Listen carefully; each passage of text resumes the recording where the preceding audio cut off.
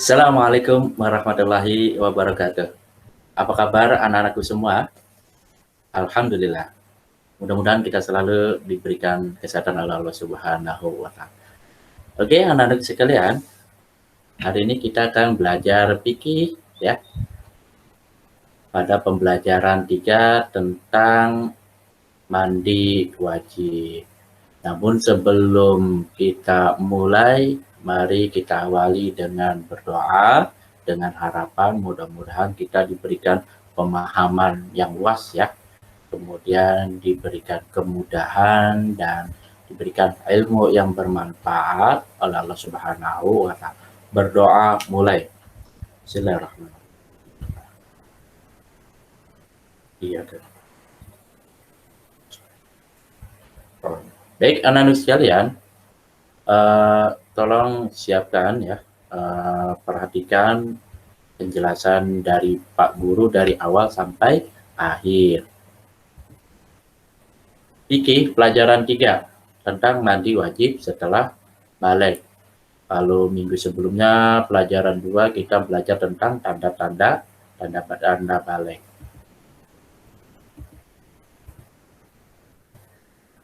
Baik, apa saja yang harus Bapak bahas ya?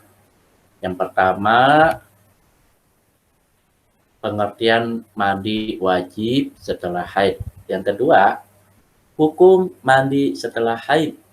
Yang ketiga, hal-hal yang dilarang bagi perempuan haid.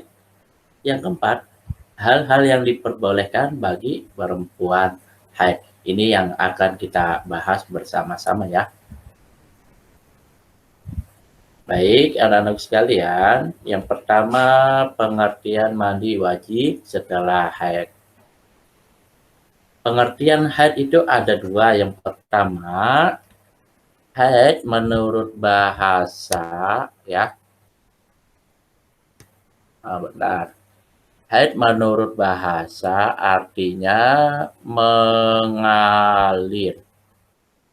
Itu menurut bahasa. Kemudian haid menurut istilah artinya darah yang mengalir dari rahim atau perut perempuan pada waktu tertentu.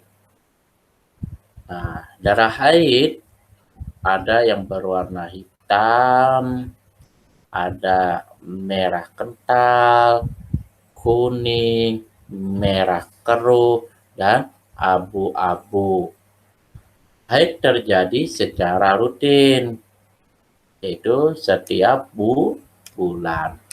Lama haid pada umumnya itu 6-7 hari atau 1 minggu. Perempuan yang sedang haid berarti sedang apa nih? Sedang berhadas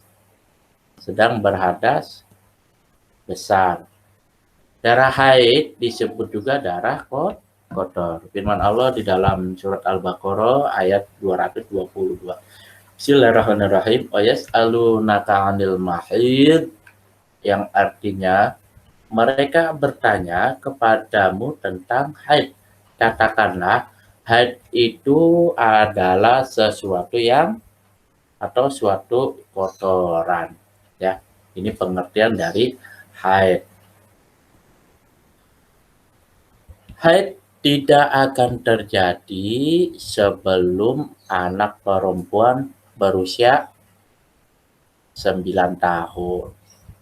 Jika keluar darah sebelum berusia 9 tahun, darah itu dianggap sebagai darah penyakit, bukan darah haid. Darah haid keluar paling sedikit itu selama 1 malam. Dan sebanyak-banyaknya itu berapa? 15 hari, 15 malam.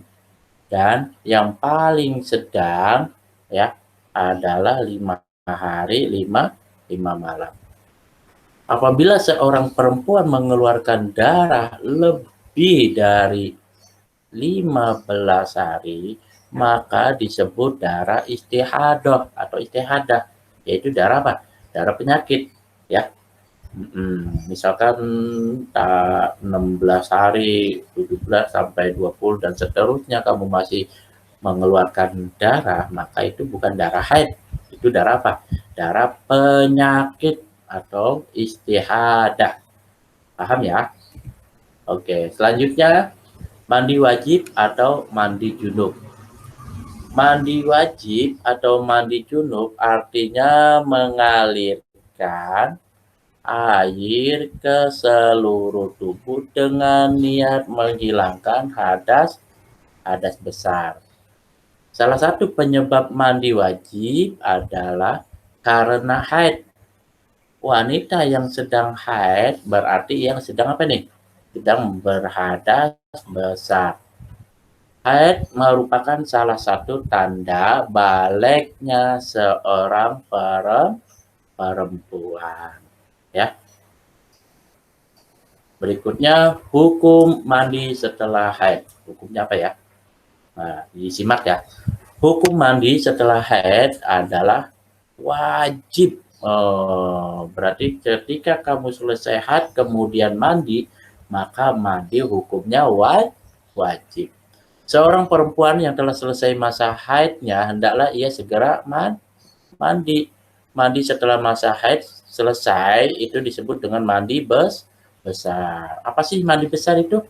Mandi besar adalah meratakan air ke seluruh tubuh, ya, dari rambut sampai kaki. Mandi besar tujuannya adalah untuk menyucikan diri dari hadas besar atau haid, ya. Ini sesuai dengan sabda Nabi. Daya sholat qadara ayyam allati kunti tahidi nabiha summa iktasili wa sholli. Artinya Nabi bersabda kepada Fatimah, apabila datang haid itu hendaknya kau tinggalkan sholat. Nah, jadi kalau lagi haid nggak boleh sholat, dilarang ya, haram sholat. Dan apabila sudah selesai haid, hendaklah engkau mandi dan sholat. Jadi kalau udah selesai langsung mandi apa? Mandi wajib ya, mandi junub. Dan segera melaksanakan kewajiban yang diperintahkan oleh agama seperti sholat, puasa, laksanakan itu. Nah, ini hukum mandi setelah haid. Berikutnya, nah, hal-hal yang dilarang bagi perempuan haid. Nih, apa saja sih? Ya, kalau kamu sedang haid, ya, larangannya. Pertama, kamu tidak boleh apa? Tidak boleh sholat. Dua, dilarang berpuasa. Ketiga, dilarang toab. Toab itu mengelilingi Ka'bah. Berarti di dalam Masjidil Haram, ya, itu kamu dilarang.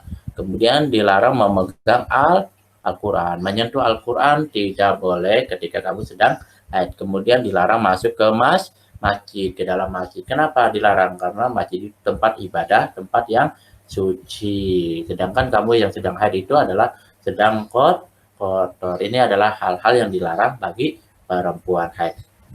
Baik, berikutnya hal-hal yang diperbolehkan bagi perempuan haid nih, yang diperbolehkan.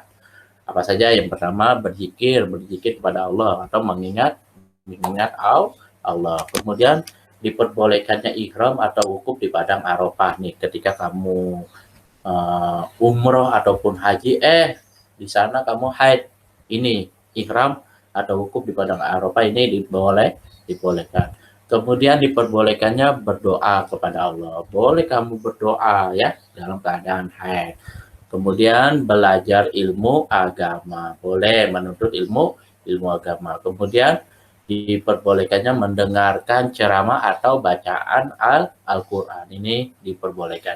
Kemudian diperbolehkannya berceramah, diperbolehkannya menyentuh HP yang ada aplikasi Al-Qurannya, ya. Jadi boleh kamu menyentuh HP yang ada aplikasi Al-Qurannya. Kenapa? Karena HP itu bukan termasuk yang suci, ya. Kemudian diperbolehkannya makan dan minum bersama wanita haid. Ini adalah hal-hal yang diperbolehkan bagi kamu ya perempuan yang haid. Baik, selanjutnya adalah bagaimana cara mandi wajib setelah haid. Mandi wajib itu harus menggunakan ya memakai air yang suci dan menyucikan, yaitu air yang tidak terkena najis dan belum pernah dipakai untuk berwudu atau mandi. Rukun-rukun mandi apa saja sih rukun-rukun mandi wajib? Pertama, niat, ya, sesuai dengan lafaznya. Bismillahirrahmanirrahim. Nawaitul ghusla li raf'i hadasil haidi lillahi ta'ala. Aku niat mandi wajib untuk mensucikan hadas besar karena Allah Subhanahu wa taala. Rukun yang kedua adalah menyiram air ke seluruh tubuh sampai merata ke kaki, dari ujung rambut sampai kaki itu harus diratakan. Kemudian mengalirkan air ke jari-jari dan rambut, ya, kamu alir ya Pak. Jari-jari kaki, tangan, rambut, semua sela-sela itu harus teraliri air. Ya, ini adalah tata cara mandi wajib setelah haid. Kemudian sunnah mandi wajib. Selain rukun mandi wajib yang harus terpenuhi ketika mandi, ada beberapa yang disunahkan ketika mandi wajib. Ya, sunnah mandi wajib. Yang pertama adalah membaca basmalah. Yang kedua, membersihkan telapak tangan sebelum memasukkan ke tempat air. Yang ketiga adalah memulai dengan menghilangkan kotoran terlebih dahulu di tubuh atau di kemaluan kita. Misalkan tempat keluarnya haid itu dibersihkan dulu, ya. Kemudian yang keempat adalah mendahulukan anggota wudhu sebelum anggota lain. Anggota wudhu, ya. Kemudian yang kelima adalah berwudu sebelum memulai mandi wajib. Jadi sebelum mandi kita wudu dulu, disunahkan, ya. Disunahkan berwudu dulu. Yang terakhir adalah semua dilakukan dengan berturut-turut. Ini adalah sunnah mandi wajib. Anak-anak sekalian, ini saja pembahasan Pak Guru, ya, tentang mandi wajib, ya. Mudah-mudahan kalian paham, ya, paham setelah menyimak penjelasan dari Pak Guru ini, ya. Terakhir, ya, untuk memantapkan materi ini, ya, silakan kalian buka buku fikih halaman 57, ya.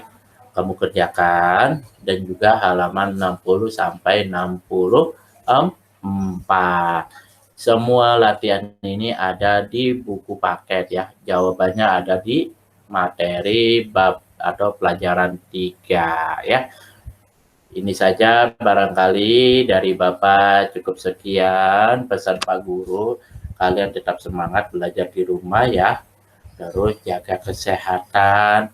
Kalau keluar rumah selalu menggunakan apa? Masker, ya. Tetap cuci tangan juga dengan hand sanitizer, air, ya, dengan sabun, ya. Assalamualaikum warahmatullahi wabarakatuh.